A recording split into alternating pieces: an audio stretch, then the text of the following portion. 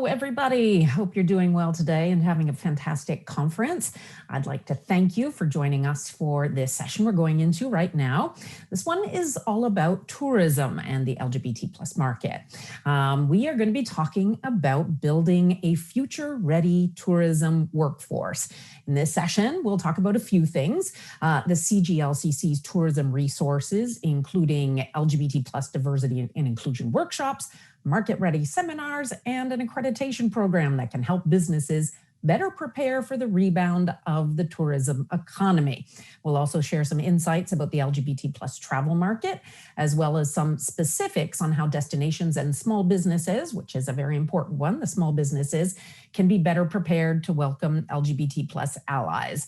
So before we start though, I'll just take a minute or two to introduce myself, as well as introducing the panels. Like, why am I here? Well, my name is Tanya Churchmuch, and I have long been involved in the LGBT plus travel industry. If you've worked in this industry at all, quite likely you and I have crossed paths somewhere along the way. I have my own PR agency in New York called Much PR, focusing on travel and LGBT plus markets. I'm also a founding partner of the Change Agencies, which is the only network of independently owned PR agencies in the United States, focusing on diverse markets. I'm a past chair of IGLTA. Also served on IGLTA's foundation board for 6 years. Before moving to New York, I lived in Montreal. I am a Canadian in New York. And I worked for Tourism Montreal, where I oversaw their media relations, travel trade, and their LGBT plus programs, done queer travel writing. And earlier this year, I was very, very lucky to be able to work in partnership with the amazing tour operator Out Adventures on a series of LGBT plus market readiness audits of Canadian destinations on behalf of CGLCC and Tourism HR Canada. So I think from all of that, you can see I'm a pretty passionate person about LGBT plus travel. Very happy to moderate this panel as well, with an amazing group of speakers who are equally passionate about this fantastic market, have so much insights to share with you. And I'll let them introduce themselves now, and then we'll jump into the conversation. Lauren, why don't we start with you? Sure. Thank you, Tanya. And we certainly have crossed paths many times over the years, so nice to see you again. Thank you. Good to see you. I have, just quick on me, I have been in the travel and tourism industry for 25 years, working predominantly in hotels, but I've also had a hand as a tour guide. I worked at, my most recent job was with Destination Toronto, the DMO. And then I started my own business back in September, jumping into the COVID tornado and seeing what came out of it. And one of the really nice things that has come out of it is that I have been working with Canada's LGBT plus Chamber of Commerce, working as a trainer for their Travel Market Ready program, as well as helping them figure out some of the pilots on their Rainbow Registered program, which was just launched yesterday, which was fantastic. So thank you for having me. Amazing. And why don't we go to TJ next? TJ, can you tell us a bit about yourself? Hi, folks. My name is TJ Jones, and I'm actually working from Daumcook, the island of Newfoundland. And I just want to acknowledge that the island of Newfoundland is the unceded traditional ancestral territories and lands of the Beothuk and the Mi'kmaq. I would also like to just throw out there that it's been quite a lovely opportunity to work with the CGLCC over the last year, working with their tourism project. Myself, what I bring to the table is I just recently started my own EDI consultancy that focuses on helping businesses align themselves with meaningful to us LGBTQIA plus inclusion. I have an education in HR. I have 10 years advocacy experience here in the province of Newfoundland and Labrador, and I helped co-found Transupport NL, which is an organization that operates as an umbrella sort of organization for a peer support network here for trans folks and their families and their caretakers. It's great to be here today, and I'm really looking forward to the conversation. Fantastic. Thank you, TJ. And our third speaker is Allison from Visit Kingston. Hi, Allison. Hi, everyone. I'm Allison Tonelli. I'm the Director of Sales with Tourism Kingston. We were one of the lucky cities to actually go through the assessment and audit, and so I will be speaking about that. But in my current role at Tourism Kingston, I oversee travel trade. I also look over meetings and conferences and sport tourism. And then I also handle LGBT+, which is considered leisure tourism, and Indigenous tourism. So all those sort of things. Awesome background. And I think, as everybody can see, this is going to be great fodder for strong conversation today. So let's just go right for it and jump into our conversation. And I think it would be interesting to start with a few facts about who actually identifies as part of the LGBT plus community and why it's so important for us to be considering this community in regards to tourism. So when we look at the latest Gallup poll that came out earlier this year, it says that 1 in 6 Gen Z consider themselves to be LGBTQ, compared to only 1 in 50 for those who are born in 1965 and earlier.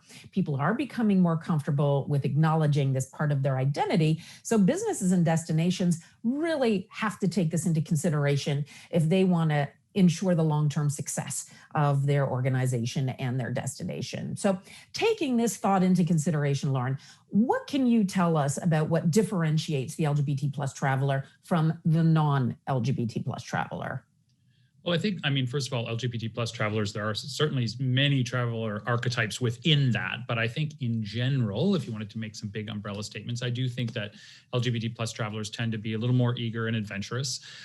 They tend to be more resilient, which we have proof of that. You know, post-SARS, post 9/11, they were some of the first travelers to get back on the road. They tend to be a higher degree of passport holders.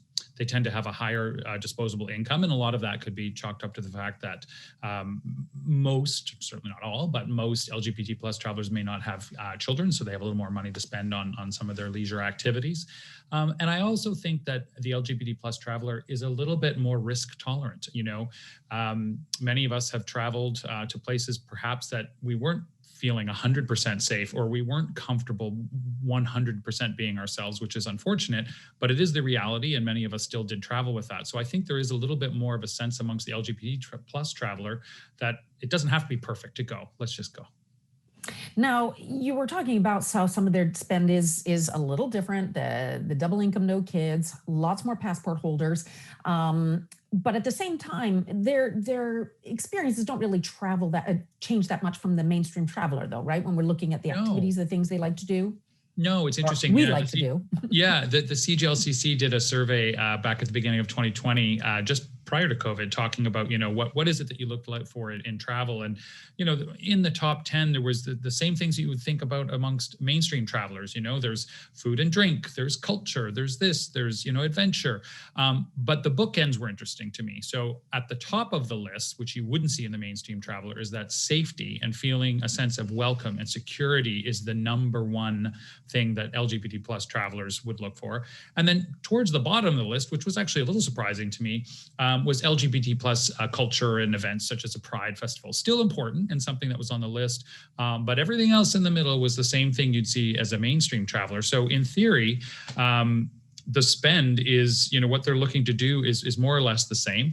I think it is fair to say, though, that same survey had results indicating that if you did tailor some unique experiences toward this market, they are willing to pay a little bit more. But tailoring doesn't mean throw a rainbow flag on the window. It means doing a little bit more and creating something that is truly value for money, and they will spend a little bit more, but ultimately not that different.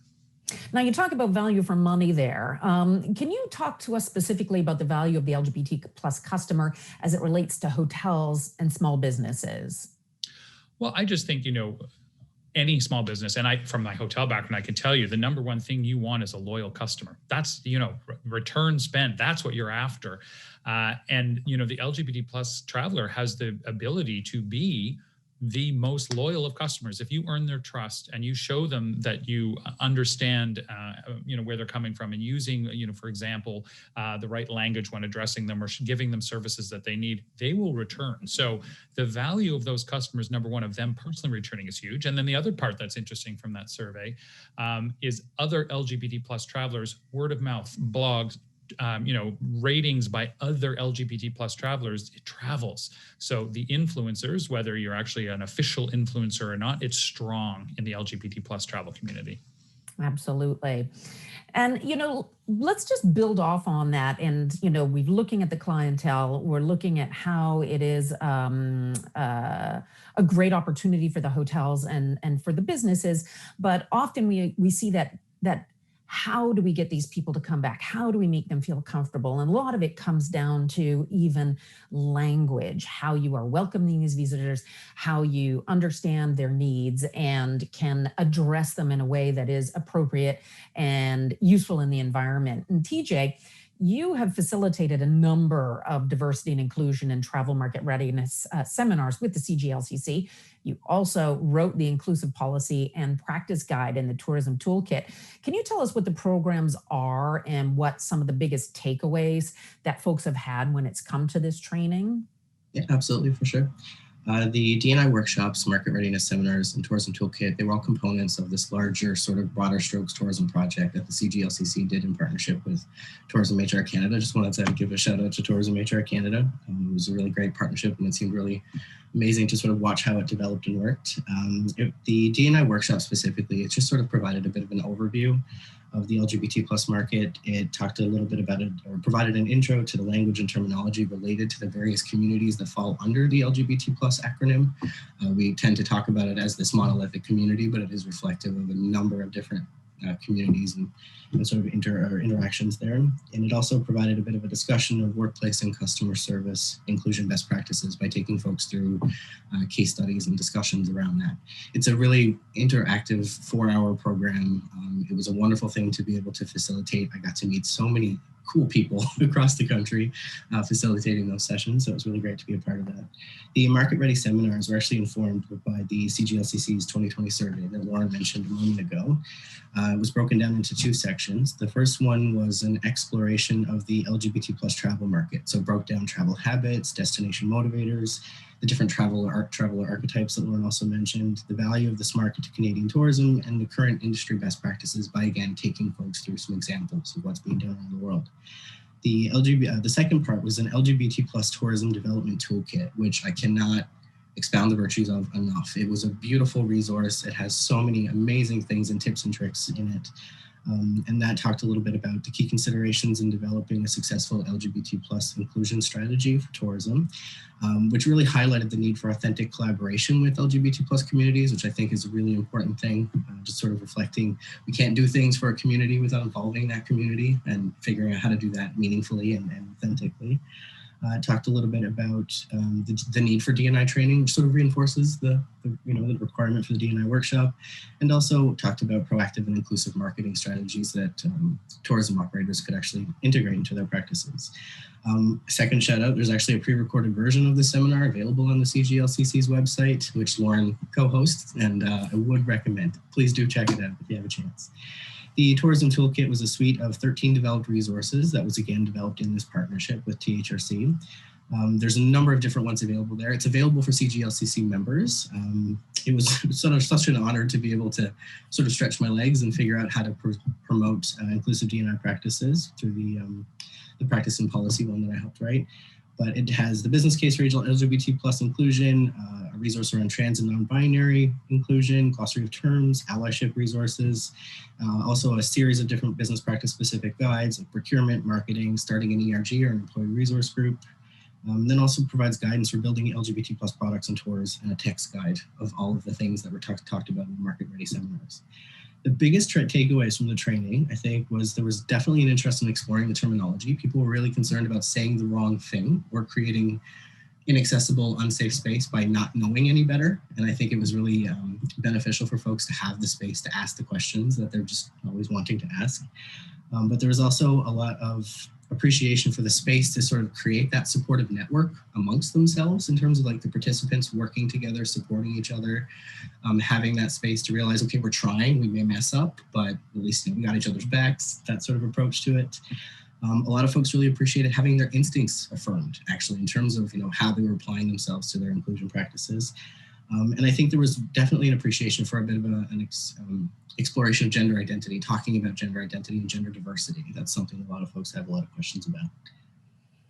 Well, honestly, I found it very interesting because, as somebody who's part of the community, as somebody who's been working in the community for a really long time, you almost sort of feel like you know it all. And then you see some of these sessions and you realize that no matter who you are or what experience you have, there is always something that we can learn. And I think also one of the important things that it also brings up is that as Lauren was saying earlier, we're not a monolithic market, but we're also a really evolving market. And I think that that whole Gen Z notion of 1 in 6 young people being able to say, I identify and feel that I am part of the community, compared to our elders who may not have had quite as much comfort in that conversation and how we address ourselves.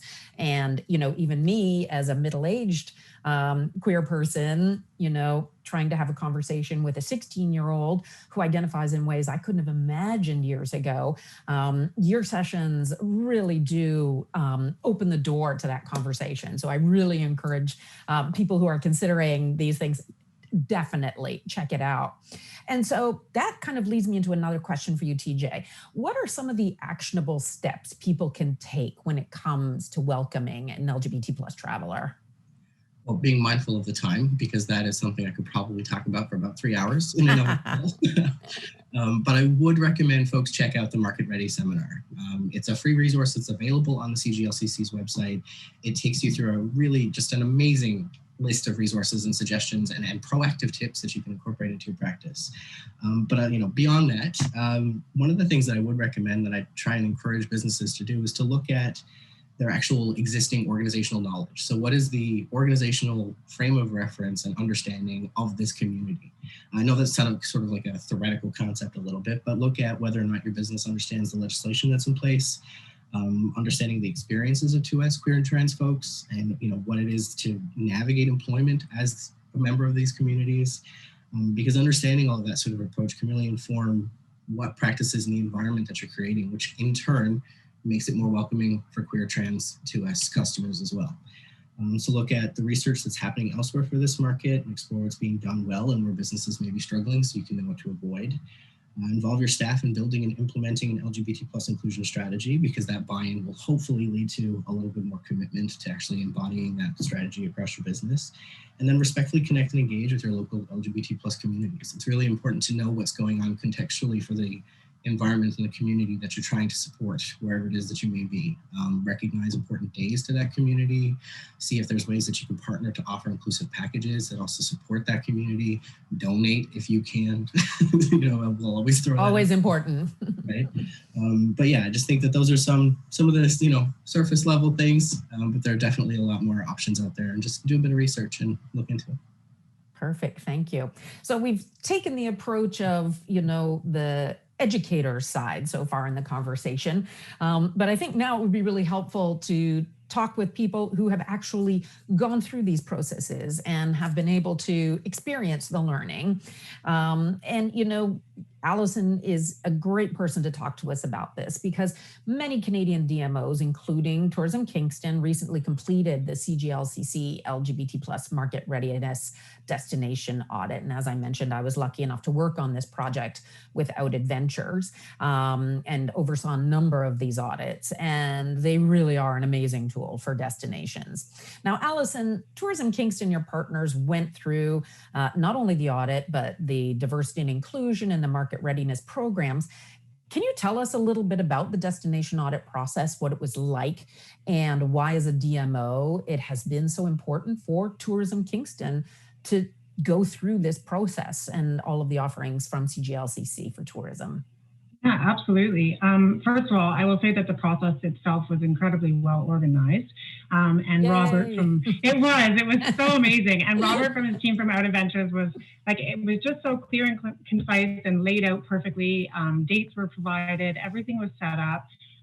You know, we were asked to reach out to a specific number of stakeholders within the community, LGBT plus and non-LGBT plus community members, to be a part of the process of the audit and assessment. And that really was fantastic to, and just like TJ was saying, with regards to collaborating and everything, that's really, really gotten the ball rolling for Tourism Kingston in a way that we were already starting to, but it just opened some doors and gave us some ideas that we didn't necessarily take into consideration previously. And it also gave us the understanding of how to do it, you know, maybe a little bit better or properly, and had connections. It gave us connections to the LGBT plus community as well in a little bit of a stronger way. I mean, we were always supportive of like Reel Out and Kingston Pride and everything like that in the past, but at the same time, there was really like solid conversations and connections. And then with regards to what we were provided on the audit side, it was like so unbelievably detailed and so well laid out, because it also gave us things that were nice to do, things that are where we shouldn't absolutely need to do, things that are minimal investment, as well as samples. So, you know, it just, I mean, I literally took it and created this massive chart, and it was like this beautiful guideline for us to follow.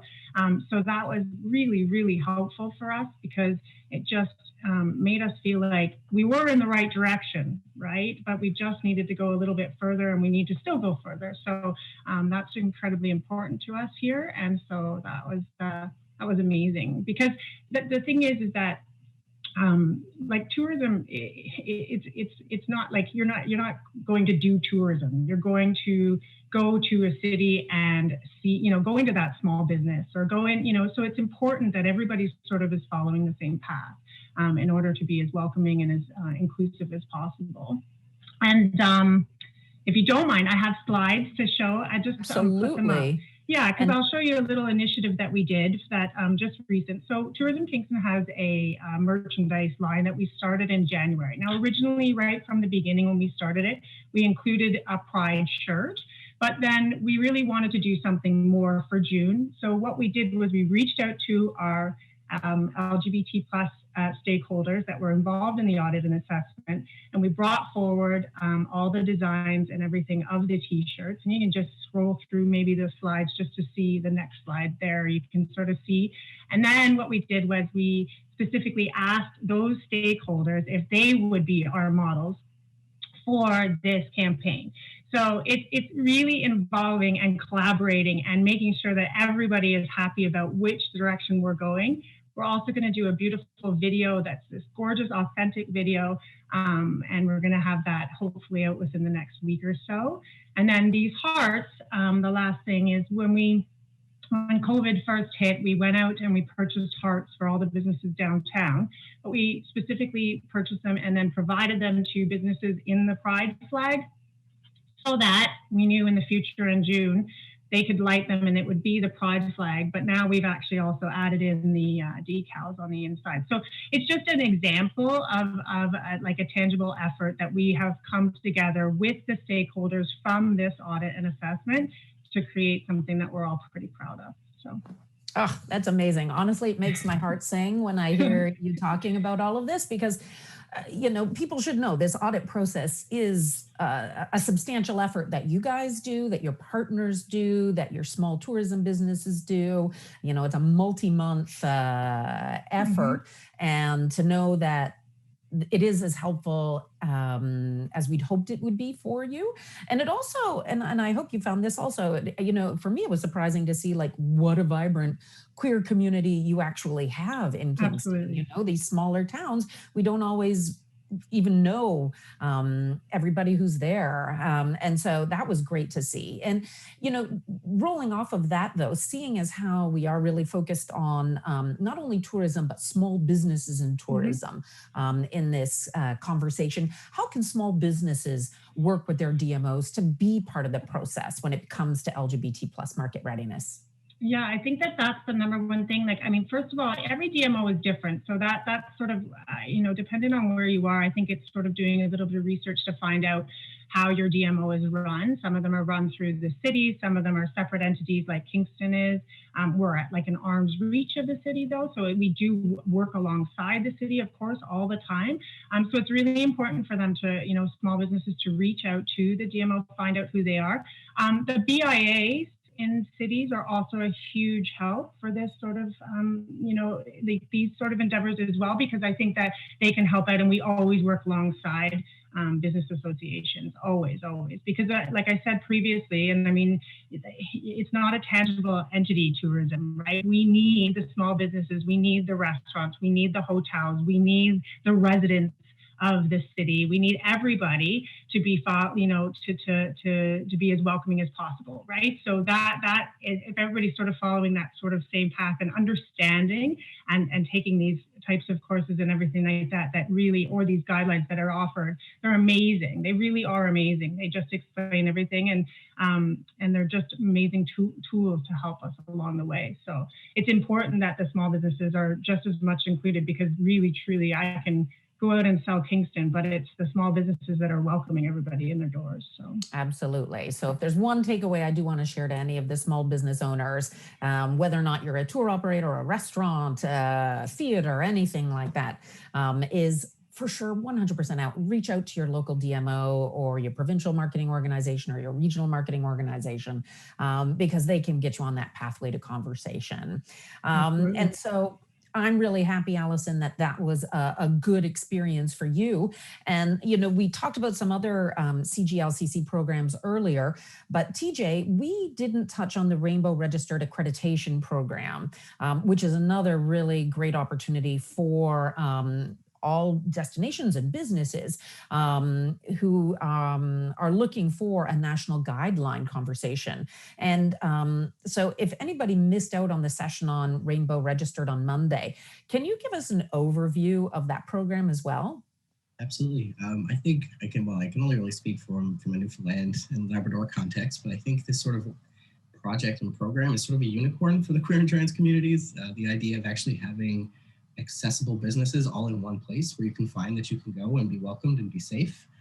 So this makes my heart happy to hear that this program exists. But again, it's one of the tourism project programs developed in partnership with the THRC. The beginning initial focus for the project or program, was the tourism, but it is open to any B2C based businesses of any sizes in any industries. I think the tourism manager's words yesterday were, it's open for all businesses. Any business is a good fit for it. It recognizes a business's commitment to be LGBT plus inclusive and their efforts to be market ready for the LGBT plus market. A self-assessment is available at rainbowregistered.ca, so they do recommend that you sort of have a look at that piece first before you undertake the broader assessment process for accreditation or apply for accreditation. The full application is actually done online. You can even you can submit your supporting documentation right there on the website. So it's a pretty user-friendly experience to apply for it. There is a fee scale, and it's based on size of the business. So accreditation, once you receive accreditation, it's good for 3 years, and there is a renewal fee associated at the end of those 3 years. The accreditation itself is actually awarded following a positive assessment of a business's ability to meet the standards that have been outlined in the national guidelines. And there are 4 separate categories that they're focusing on. One is policies and practices. So are you proactive? Are they explicitly included within your policies and practices, references to this community? Are you offering and maintaining trainings? That would be the second category. Are you engaged in the community? Are you demonstrating allyship as opposed to declaring allyship?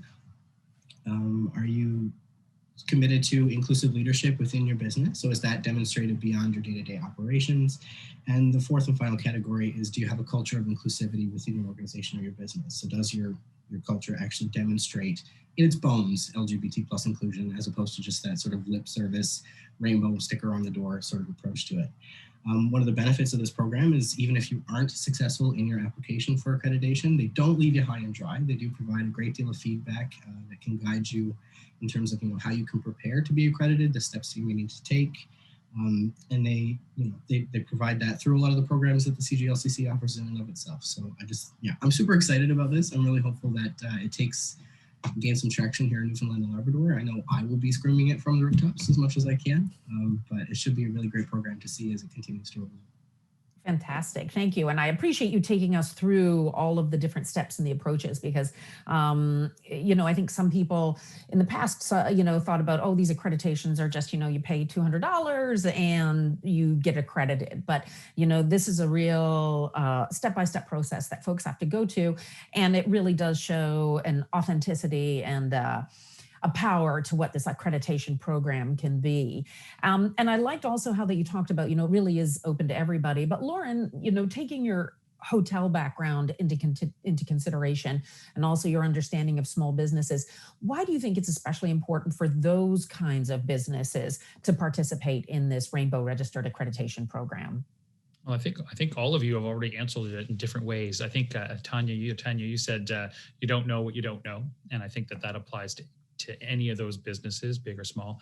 As Allison referenced, it's great that Destination Kingston went through this process, but all those small businesses, all those hotels, how can they participate? This is a really tangible way for them to participate and show their support for the overarching goals of the DMO and what the destination is doing. And it's a simple thing to do. Having gone through the pilot with some businesses already, bar owner in Prince Edward County and whatnot, it was a really great way to do it because it forces them to step back and look at all of the things that they do or don't offer. And then it gives them clear, tactical, practical things they can go and get done to get there. You want it to be something that they can grab onto and make a change with it. And this happens and they can do it. And then holistically speaking, from a traveler perspective, isn't it great if hotels and small businesses across the country offered a consistent, standardized program that as you traveled around, I'm going to go here because they offer this. The same way you go to a certain hotel because you love their bed or you love their services that they offer, their loyalty program. This is a new loyalty program that will translate for the LGBT plus traveler. Awesome. Thank you. Well, I see we still have about 10 minutes left, and I think that means we can go into our open question moment now. So if anybody is listening in on this and they have a question they would like to ask of any of our experts or myself, we would be more than happy to talk us through. I believe they're going to be sent to me if anybody has any through our chat. I will say, at least in this environment, what we're going to see is that links to all of the programs are in the chat. Yes. Okay. Not quite sure what that really meant right now, but there you have it. But I was going to say, at least the one good thing about doing this virtually is nobody has to be embarrassed to go up to a microphone and ask a question. Here you've just got all the anonymity in the world. So I hope if somebody does have a question that they will bring something up to us. But in the meantime, while we're waiting to hear from, hi TJ, what do you got? Can I do that? Actually, sure. I was wondering, Allison, if I could ask, how do I get my hands on one of your t-shirts? They're amazing. Thank you so much. So you can go to visitkingston.ca, and right in the top right, left-hand corner, there's a merchandise button. But I also did forget to mention that 25% of all proceeds are going back directly to Kingston Pride as well. So I meant to say that because you did mention something about donations too, and I meant to say it. So I'm glad you asked me a question. That's fantastic. I'm glad that I could ask. It's a really good question. And also, it's a great thing that you've talked about there, though, Allison, because, when we are talking about how businesses or destinations can connect with the LGBT plus community and can show that there is an authentic desire to be an ally if you are not part of the community, or to be a supporter. The way to do that really is not only through all of these other things we were talking about, but by showing that, you are showing up in a way where a lot of our organizations really do need help. Most of our Pride organizations are fully volunteer run. They are looking with, how they can have more opportunities. And honestly, if there's anybody who's worked for a queer organization as a volunteer in the past, everybody needs some help. So thank you for that one. Okay, so we just have another one here. How do we get involved with the Rainbow Registered Accreditation Program? That is easy. All you have to do is visit rainbowregistered.ca. And as TJ was mentioning, it would be helpful to go through that initial process of doing a little self-vet before embarking upon the full effort, because there is a lot of great learning and a lot of great things to understand. And TJ, can you tell us a little bit? I know you went through some of the steps there, but for somebody who is going and looking at this for the first time, what kind of suggestions would you be giving people as they're checking this out? Well, I think it's just sort of reflecting on the categories that are involved there, looking at what your internal practices are. I think it's really important to to sort of reflect on how ingrained or entrenched these efforts might be within your operations already, just because it sort of gives you that starting point of, am I in a place to even begin the accreditation process? Do I have, orientation, gender identity, gender expression in my code of conduct, say, in my anti-bullying harassment policies, things like that. But just look at the specifics of, what it is that you're currently doing. Are you diverse in your imagery that you use for marketing? Just kind of looking at the different pieces and reflecting on those 4 categories that we outlined that are involved in it, and just sort of do that honest assessment of where you are and what your business is doing. If you have any inkling that you could be doing better, chances are you could. So I gently recommend that you do that self-reflection as a business operator. Yeah, I think we all have room for improvement, no matter what. Another question we have here is, how can operators outside of Canada who send tourists to Canada participate? TJ or Lauren, would you like to address that? If not, I have a couple of ideas also. Yeah, I mean, I can simply address it in a very, very basic way.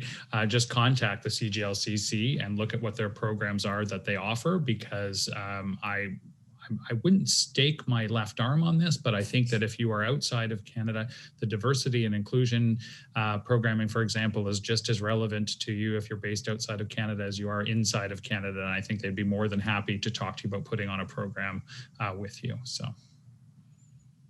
And also, I mean, just even on top of that, one of the things that I would be suggesting to tour operators who are always looking for their inbound operators who are going to be able to support them for their visitors on the ground, there is going to be a business directory with Rainbow registered businesses. So I would definitely encourage tour operators who are selling inbound travel to Canada to take a look at that and see, what hotels, what tour operators, what restaurants are registered and accredited, and use them, include them in your itineraries, partner with them in any other ways that you think would be useful for your clients. And, one of the other realities we know, and it's interesting, like I especially saw this when I was still working in Montreal, we talk about the LGBT plus community, but the reality is that the ally community is also incredibly strong. And, all of us, we have best friends, brothers, sisters, parents, who are also supporters of the LGBT plus community. And so even for them, when they see these kinds of accreditations, it means to them that, hey, these people support my family members and people I love. And so I think it's always important to remember this sort of ricochet effect that these kinds of things can happen. Is that something that you see as well, Allison?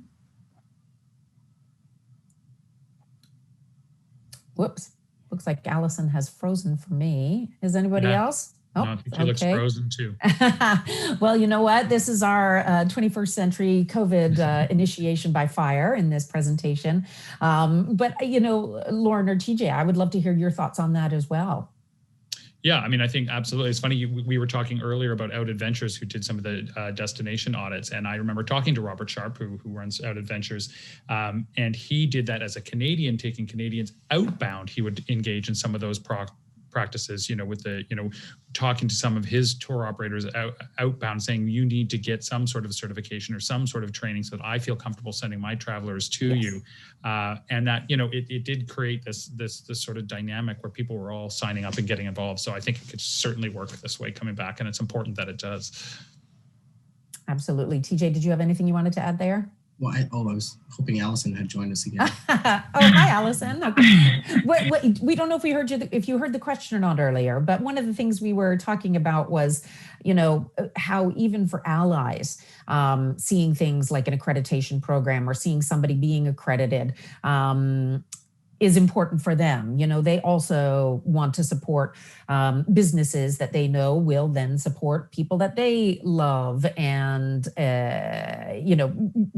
have a bigger role in just then this is only for the LGBT plus community. And I was wondering, is this something that you're trying to share with your local destination partners as well? Yeah, absolutely. So this Thursday, we have a meeting with our BIA, like our Downtown Business Association, because we think it will be very important for them to push this out and help us get this out as well to as many businesses across the city. So I would encourage even the small businesses that are listening to this to, reach out and say, like, this is something that you guys should be pushing out, because they have the connections to everybody's sort of following them, whether they're on their newsletters or they're on their, however it is that they sort of reach out to them. So definitely we'll be working on that in Kingston for sure, because I think it's super important. And like Lauren said, like, wouldn't it be amazing to just go to a hotel and know that, this person, whether you're in Kingston or whether you're in Toronto or whether you're in Vancouver, everybody's taking the same training. I think it's fantastic. Absolutely. And on that high note, we have unfortunately come already to the end of our time. First off, I want to thank you all. Lauren, TJ, Allison, you have been amazing ambassadors to talk about our LGBT plus market readiness and our tourism industry. So thank you all.